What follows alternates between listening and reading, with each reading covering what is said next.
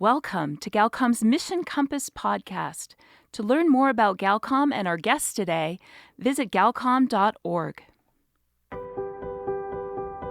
Loneliness is so discouraging, and I don't know how we're going to get through this, how we're going to fix things. And without this help, we would be desperate right now.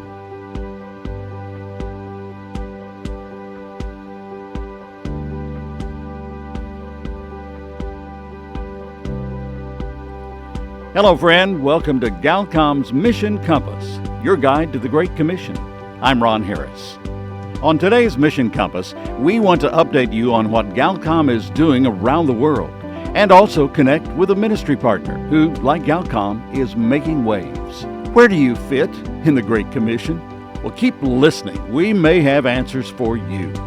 And here's your host, Galcom's Tim Whitehead. Well, thank you, Ron. Yeah, we got a nice little show prepared for you this week. We've been talking to Troy Miller, president of the NRB, the last couple of weeks, and today it's going to get a little personal. Stan Jeter drops in from the Global News Alliance to share some good news, bad news, and about how we can get involved as a cell phone journalist sharing God's story. But just yesterday, I got an email from one of our partners in Africa, so I grabbed our missions team lead, Al Wyatt, to quick come in here and give us an update on a missions project we just completed in Tabora, Tanzania. Al, who are we working with over in Tanzania? We're working with Deus Kanunu in Tabora, Tanzania, Tim. And what is his ministry called? What's he doing there? Okay, so he has a radio station called Uhai FM, and they're in Tabora, Tanzania.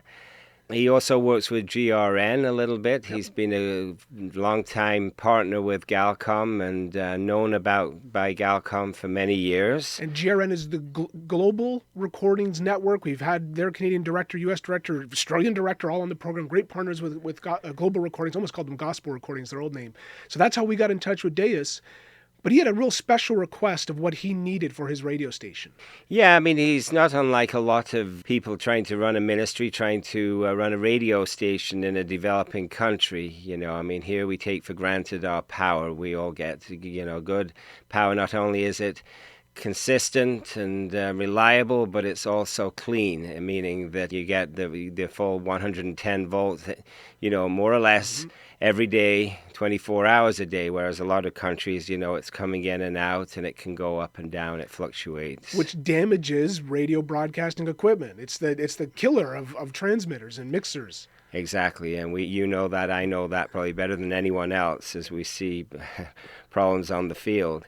Not only is it not reliable, it's also expensive from time to time.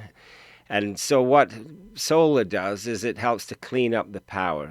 So instead of having a fluctuating power, you're able to feed the power through converters, through inverters, and you can come up with a nice consistent power. And so often you're feeding the power into the batteries, and then you're using the power from the batteries to actually feed the equipment, which is more consistent. So God brought to us some wonderful donors who paid for a solar install, panels, batteries, and so on, to get them off the grid there, the dirty power, and get them off the generators, the diesel generators that cost a fortune.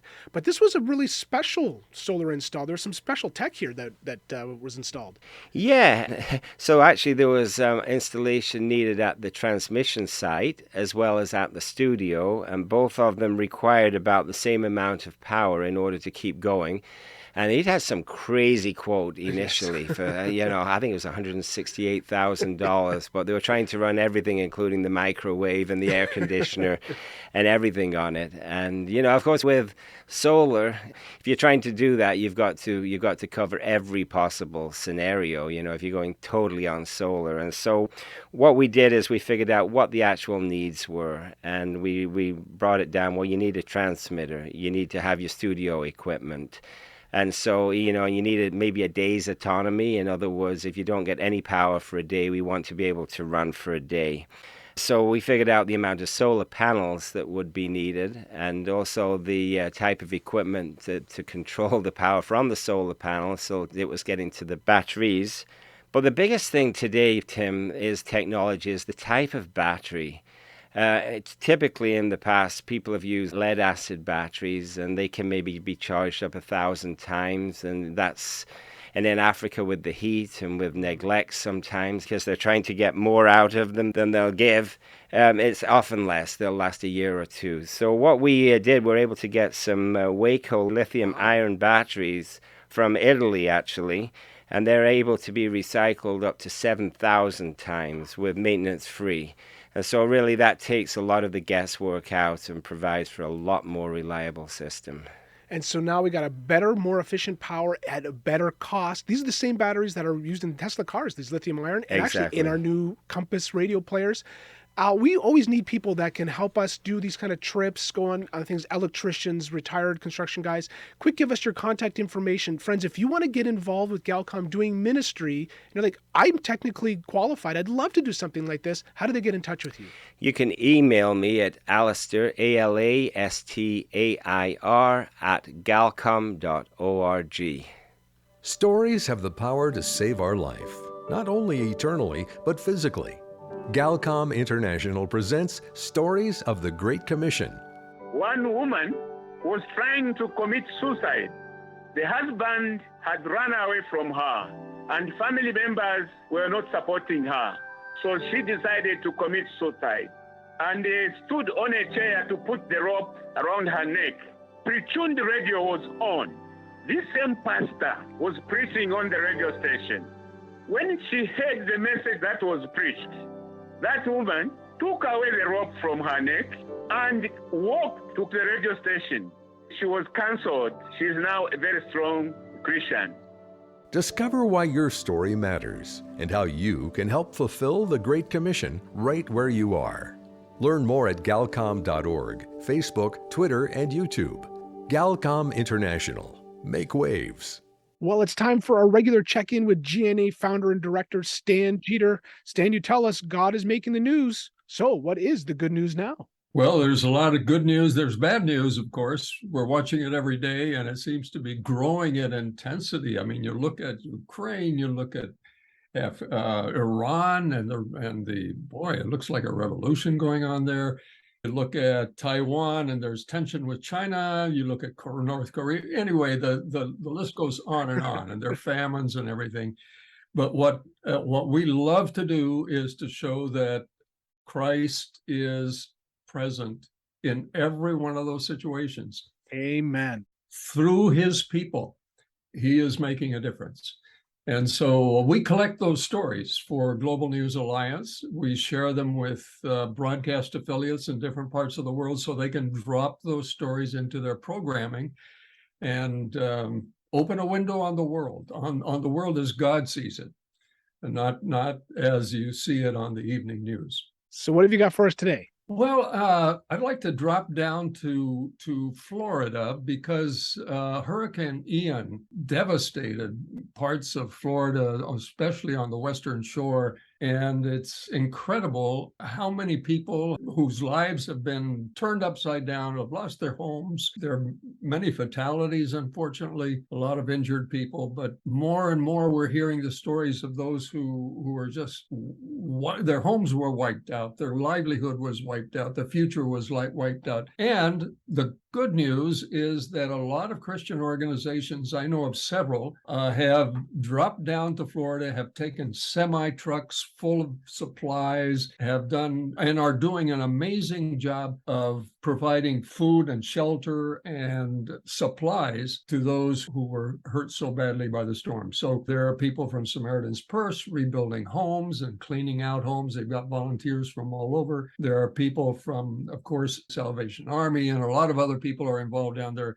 I happen to have a story here from Convoy of Hope, which is one of those groups. They brought in some semis with supplies. And on this particular short story, they bring a pastor along with them in a boat to go to the biggest island off the coast, which is called Pine Island, and not a tourist destination, but there are a lot of people living there, and they were really wiped out. So the pastor gives an account of the trip, and I'd like to share that with you. But it's really not a tourist spot. There's no beach area. Many people, what Pine Island? Never heard of it. You see the poles that are bent that way? That's the second half of the storm. The ones that are bent this way is the first half. We see our whole island right in the middle of the island. And it was 30 miles in diameter. That's an 8-foot deep ocean here. We were picking up fish in the storm drain. To know the number of dead may take a while to know who's missing, who's here. We got this much water and that's it. We have this much food and that's it. This is Benson's. Come on in if you dare. Oh, it stinks. Yeah. That's what a flood does. To be all alone with no understanding of what hope there is or anything. And it can be so discouraging. Loneliness is so discouraging. And I don't know how we're going to get through this, how we're going to fix things. And without this help, we would be desperate right now. But Convoy of Hope is one of those that brings great hope. You guys give us hope. And how can we bring food to all these people? See if she needs it. We got some stuff for you. These are hygiene kits. These are like the military meals, 16 meals in a box. And people, their cars are flooded, they can't drive anywhere. So we got to go to them. Just go knock on their door, see if they're home, and then try to just give them good news.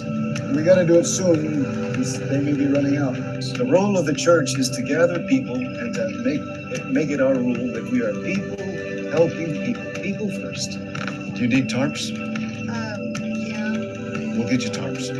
Yeah, help people. You just help people. Well, who needs it? Okay. Be a blessing.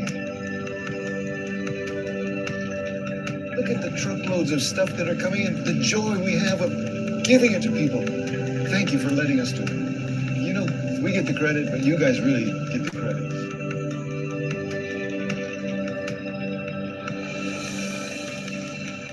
So that's one of many stories. That's one of many stories that are happening down there in Florida right now.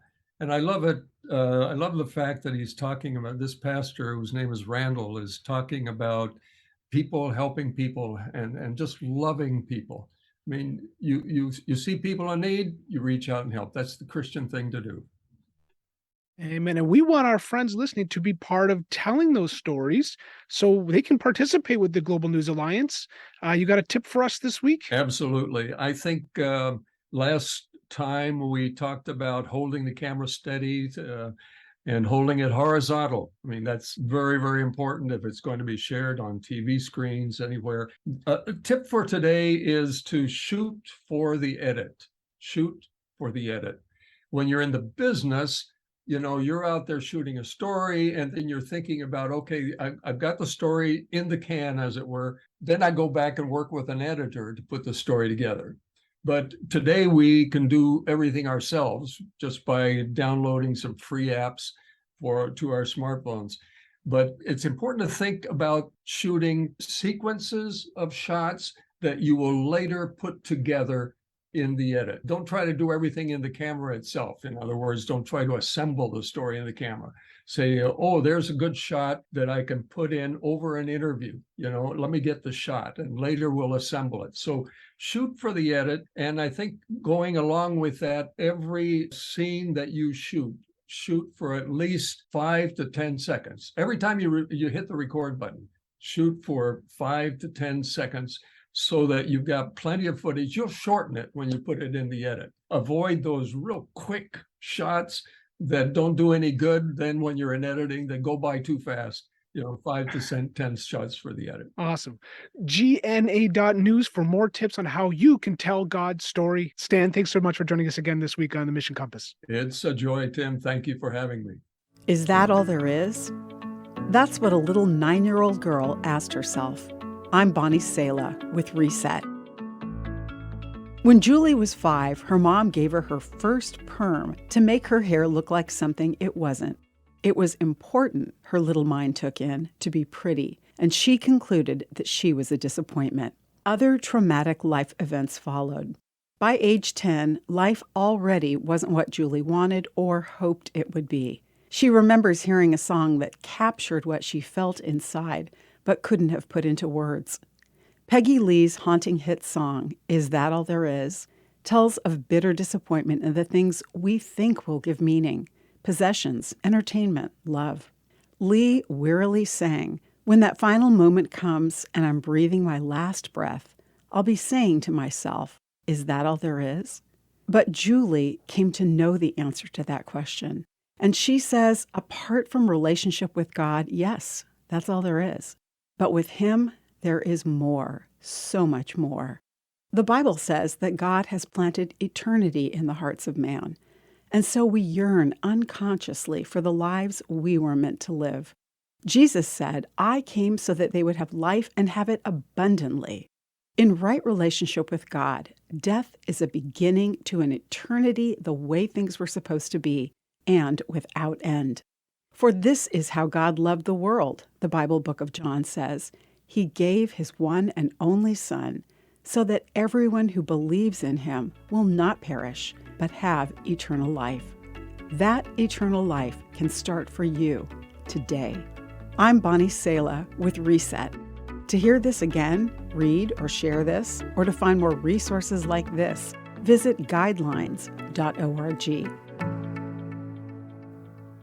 You may be listening to us on your computer, but you can also find us on your smartphone using Spotify, iTunes, or other streaming platforms. Just go to galcom.org and choose your favorite. Make sure to subscribe, follow, and share our podcast. We're talking with Troy Miller, CEO, President of the National Religious Broadcast Association, NRB. What is the NRB's role, asking selfishly here as an international mission, what's your role for international broadcasters, international media ministries? Well, a couple of different things. First of all, our biggest role is to come alongside and support. And again, we provide that place for internationals to come together. Like you said, it's very hard for you to go out and visit 33 countries. But if we bring those 33 countries together in one place for 5 days, then it's easier to have those meetings, talk about partnerships, talk about strategic plans, talk about, again, best practices. So that's one thing we do. We also help encourage several members of our Media Alliance and other folks who go out and try, and you folks who go out and help train people in countries to get into broadcasting. So how to get in, how do I set up a radio station? How do I do a radio program? What are all the ins and outs? And so we come along and support those. We have played also an international advocacy role. NRB has worked very hard advocating at the U.S. State Department for international religious freedoms. We've had very good relationships there at times, as well as and sometimes we don't. Sometimes we don't, because sometimes you know how it works in politics, agendas change in there. But I would say overall, we have seen a much more positive response from the State Department and others to work on religious persecution and religious freedom issues around the world. And so our job is to, make sure that issue stays in the forefront.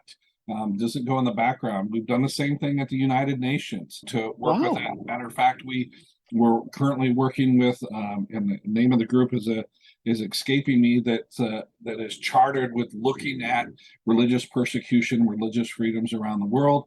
We have a group called the President's Councils, and one of the former congressional members, Frank Wolf, he was just appointed to this group that looks at international religious freedom issues, and he's going to be speaking at our President's Council, our Capitol Hill Media Summit, at the end of September. And so this is an issue that's always in the forefront for us.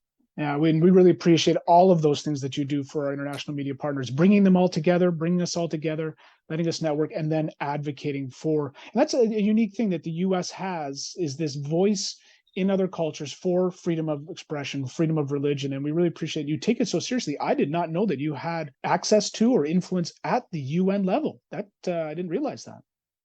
Yeah, no, to be honest, I don't know how much influence we have, but at least we keep this in the forefront and we let them know we're here. So when these issues come up, we want to make sure that they understand, because you said, look, at NRB has a number of international members, people who broadcast both in the US here, North America, but around the world. We have some of the largest international Christian broadcasters are members of NRB. And so that holds a lot of weight when we go in and talk to these folks and can say, look, our members are broadcasting in nearly every country around the world. They're also doing a lot of humanitarian effort in aid.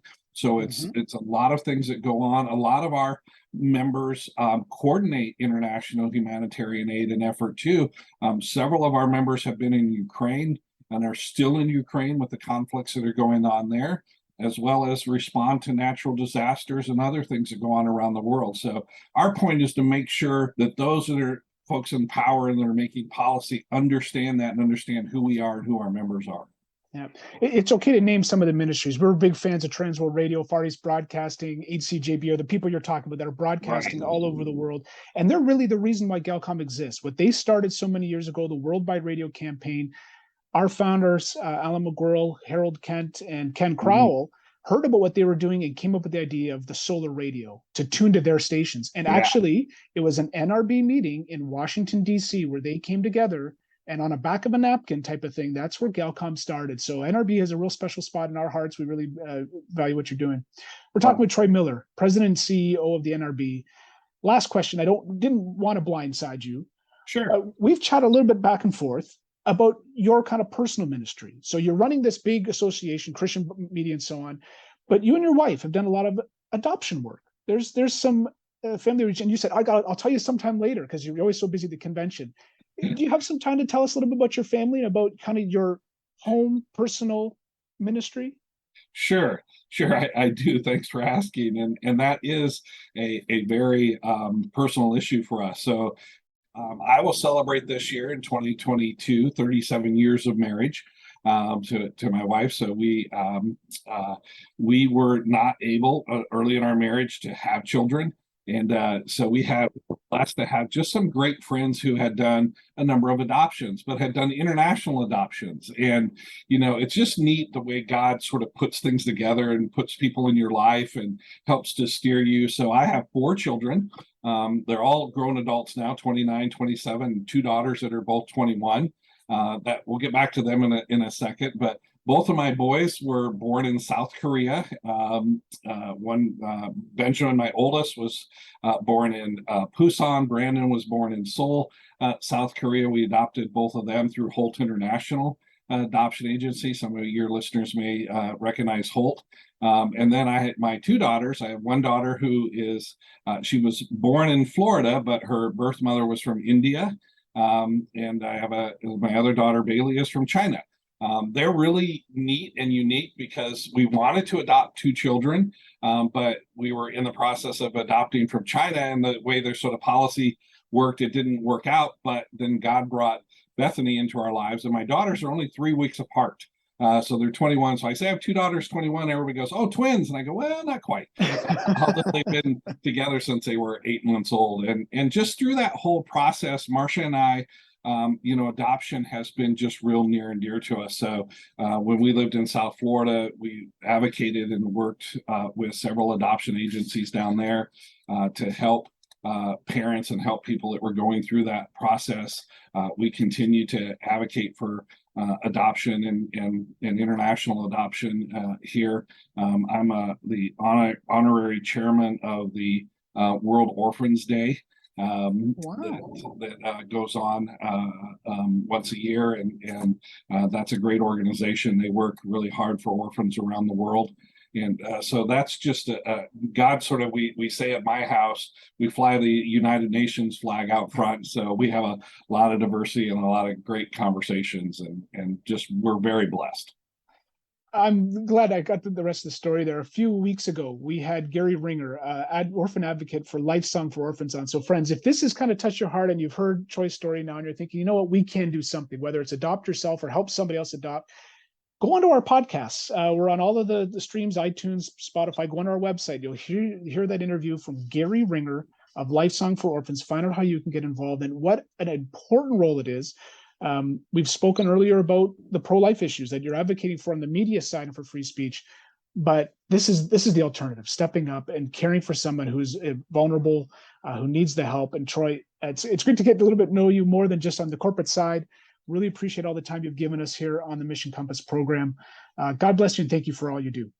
Oh, God bless you, Tim. Thank you for all you do for radio, for Galcom, for everything that you guys do, helping out internationals. And I'll just echo that. The last, folks, really, international adoption, you can get out there and help in a number of ways. So head out to the program Tim talked about. It was just well, great. Friend, we're at the end of our program today, and you've been listening to Galcom's Mission Compass, your guide to the Great Commission. There are many ways to partner with us. To find out more, visit our website at galcom.org. That's Galcom, spelled GALCOM.org. You can also follow us on Facebook, Instagram, LinkedIn, and YouTube. I'm Ron Harris. Thanks for joining us today on Mission Compass, a radio ministry of Galcom International. If you enjoyed this podcast, we upload a new episode every Monday. You can also find us on the radio or other streaming platforms. We have a list on our website. Make sure to subscribe, follow, and share.